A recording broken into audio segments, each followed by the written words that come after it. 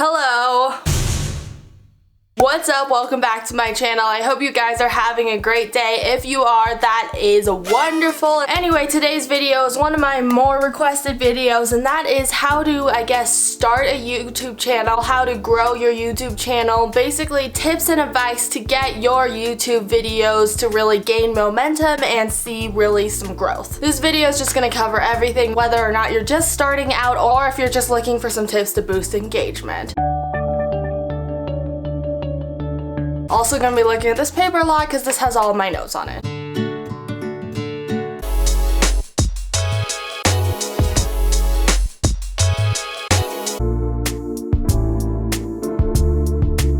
So starting your YouTube channel, to put it simply, just start it right now. You might be thinking 2020 is too late to be starting a YouTube channel. It is not. I guess the way I would think about it is YouTube videos and YouTube content are kind of like careers and jobs, because new jobs and new careers arise all the time, just like new YouTubers and new YouTube content arises all the time. People are always demanding new content from new creators. Basically what I'm saying is there's space for you on this platform. The next tip I would say when you're just starting out is don't compare yourself to anybody, because you can't expect your very first YouTube video to be at the same quality and at the same level as insert famous YouTube creators' 2,000th video. Next thing, you don't need any fancy filming equipment or fancy editing equipment to start your YouTube channel. You can just work with what you have. If you really are dedicated, you can upgrade the stuff as you go. But when you're just starting out, use your phone and just start talking. The final little tip that starting out your YouTube channel is don't expect to know everything about filming and editing by your first video before you even start your channel. Most of the techniques and stuff that I've learned about filming and editing, I've learned as I've created videos. The learning process is not linear. You're gonna constantly be learning new things. I'm still learning new things, so just expect to learn as you go. So now if you've already started your YouTube channel, then here's some advice for, literally everything else about the YouTube channel and seeing growth.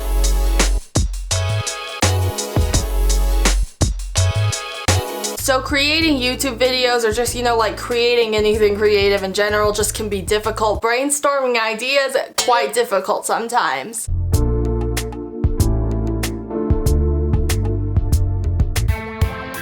Make content that you are happy about. That's what's really important. However, there are many tips to posting content that will, do pretty well according to YouTube's algorithm and will attract viewers.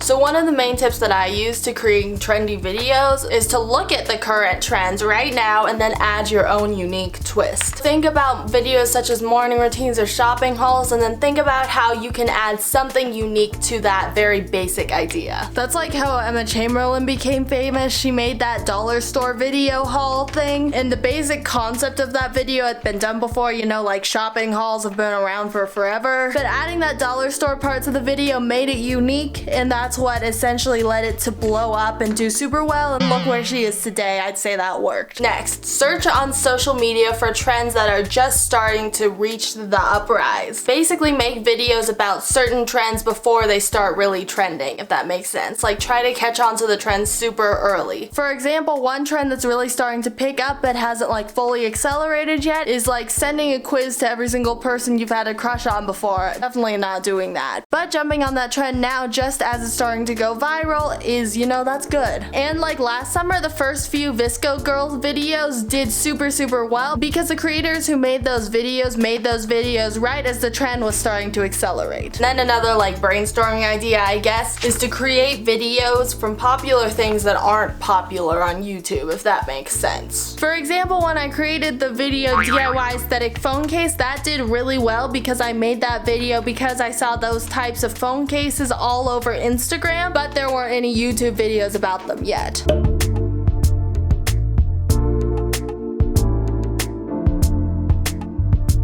When you really want to grow, I'd focus on creating videos that are going to benefit your audience in some way. With that said, also post videos that you want to post too. So if you can find that overlap between videos that you want to post and videos that will benefit people, that is what you should aim for. What I wrote down is people want to watch something that either motivates them, helps them, inspires them, or entertain them.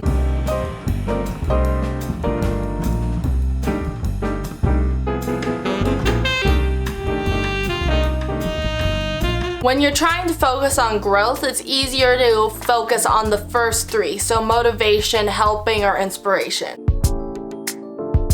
And thus, people are more likely to discover your channel through videos that are posted under those categories. And I'll talk a little bit more about search engine optimization later. And yes, it's so fun to just vlog a random day in your life, and I'd say definitely do that sometimes. But when you're really focused on wanting to grow, I'd say use the ratio 80-20. So that means post 8 videos that people for sure want to watch for every 2 videos that you post more just for fun, like a vlog or something like that. Or your ratio could be 70-30, so 7 videos that people want to watch for every 3 videos that you want to make just for fun. And then another thing that I like to do when trying to come up with ideas is look ahead for the upcoming holidays or look at the current events that are going on in the world. So like once August hits, it's back to school season, so make back to school videos because that's what people are going to be looking for at that time. And then when it hits mid-September, then all of the fall videos come, so you know, testing your pumpkin spice latte, fall outfit ideas, all of those things that are related to fall, and you know, like Halloween costumes in October, Vlogmas at Christmas time. Also, you can make videos that are relevant to the current times. For example, my online school tips video, that did really well because I posted that almost immediately after all colleges and high school went online due to the pandemic. So, you know, timing's everything.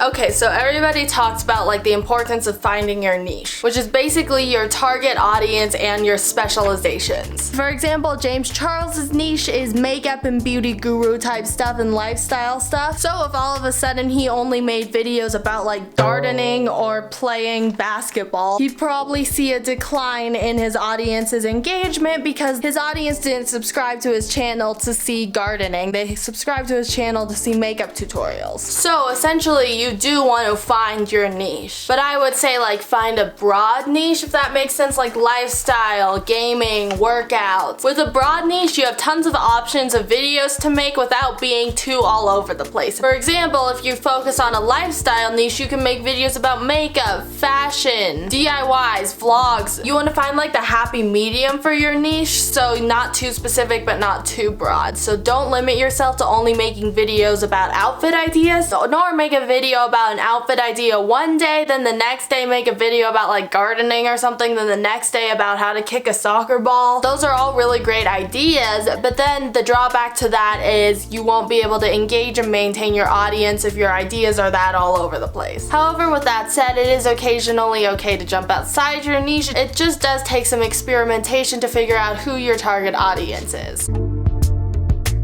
And then also once you've posted a few videos, a lot of videos, you know, what have you, you can tell which videos have done better than others based on like view count and such, and use that information for when you're creating future videos. For example, if you make a video about chocolate and it does super well, maybe make more videos about chocolate because that's what your audience wants to see. Basically, to summarize the whole past like what, 4, 5, 10 minutes of this video is to know your audience.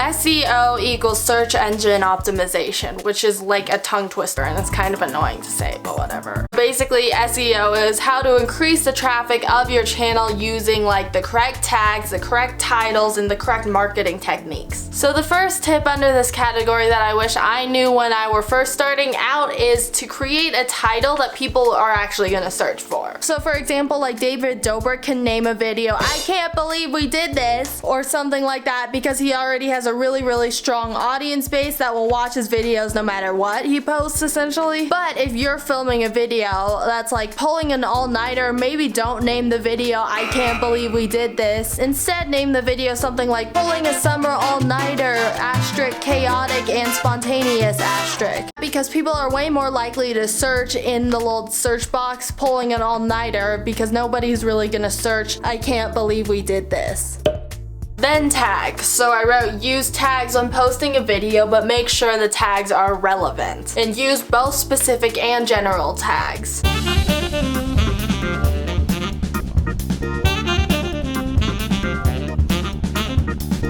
So all sorts of tags from general to specific that are relevant to the content in the video. There are also some like a browser extension. I know one popular one is TubeBuddy that kind of assists you in creating tags.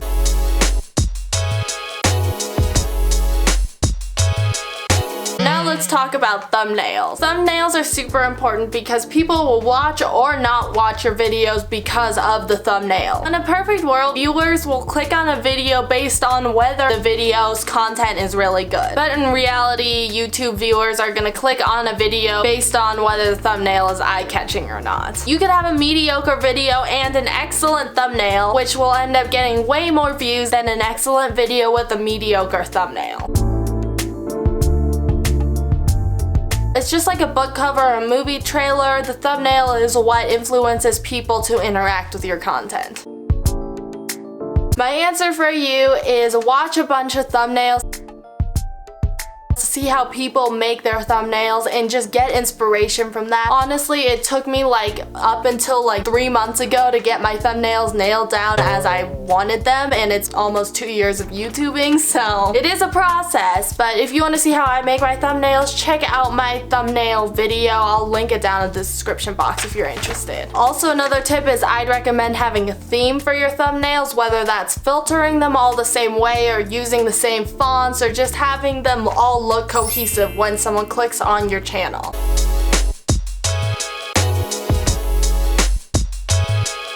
If you're in college and if you only attended class once a month, it would take way longer to get your degree. Just like with YouTube, if you only post occasionally, it will take longer to see growth. So aim to post at the very minimum once a week if you're really feeling dedicated to growing your YouTube channel. If you can, post twice a week. I always post at least twice a week. I post Thursdays and Sundays, and sometimes I'll throw in a bonus video, but that kind of hasn't happened. But at the same time with that, don't sacrifice quantity of videos for quality of videos. If you can only produce one very high quality video a week, do that. That's better than posting twice a week, but then the videos are like kind of rushed. Basically, just post as much as you can, but make sure the quality stays high. At the backbone of consistency is planning. So I'd say plan out all your videos in advance, but also be flexible too. So like create a schedule of what you're gonna post when, but don't be afraid to play with the schedule and just change things around if things change around, essentially. Another thing is to try to post on the same day at the same time. Not saying you have to do this, but it is helpful to your subscribers if you do post on the same day at the same time each week, because then subscribers know exactly when your videos are gonna be posted. It's like if your favorite TV show comes on at like 9 at night every Wednesday or something, and then all of a sudden the TV show comes on at 10 a.m. on Tuesday. That's a little bit confusing. So it does benefit your audience if you do post consistently and at the same time on the same day each week.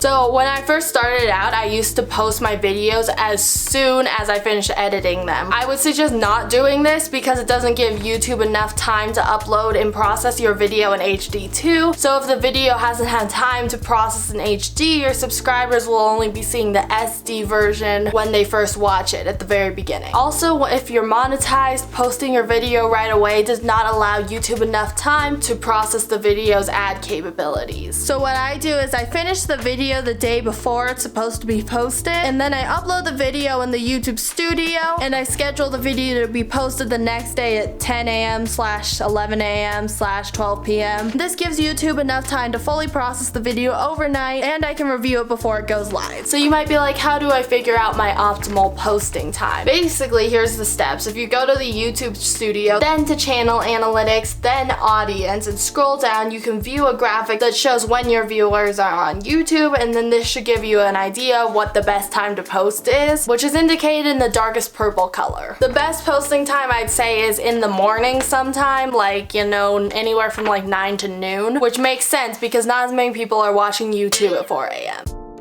Posting time doesn't matter too much in the long run. However, if more people are interacting with your YouTube videos the second they go live, then the engagement rate rises, which leads to better odds that YouTube's algorithm will pick up your video and throw it onto people's recommended pages.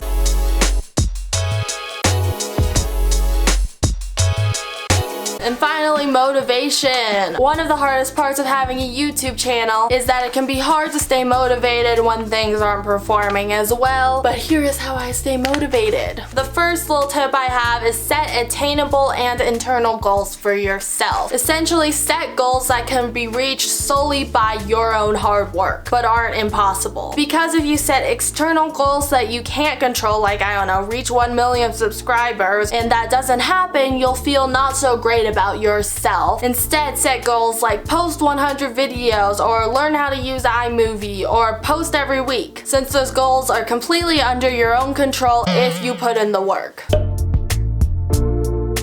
Sometimes it's like super frustrating to see people with 2 videos completely blow up while you have like 200 plus videos and that hasn't happened to you yet. However, that is not a reflection on your own work, that is simply just luck. Everyone moves and grows their YouTube channel at their own pace. Once again, you can't compare yourself to everybody. But even though that can be discouraging to see, as someone just blowing up overnight and you put in so much work and you're not seeing those results, continue to work hard and be consistent, because you never know which video will do super well. The more videos you post, the higher the odds will be that one of your videos does extremely well. So that's it for how to grow your YouTube channel and how to start your YouTube channel. I really hope you guys enjoyed these tips. I do have some more too. If you want me to make a part 2 to this video, I always can. Let me know down below. But I hope you guys enjoyed today's video. If you did, leave this video a thumbs up. Thank you for watching. Subscribe to my channel. Turn the notification bell on. Follow me on Instagram. Yep, and I'll see you next time. Bye.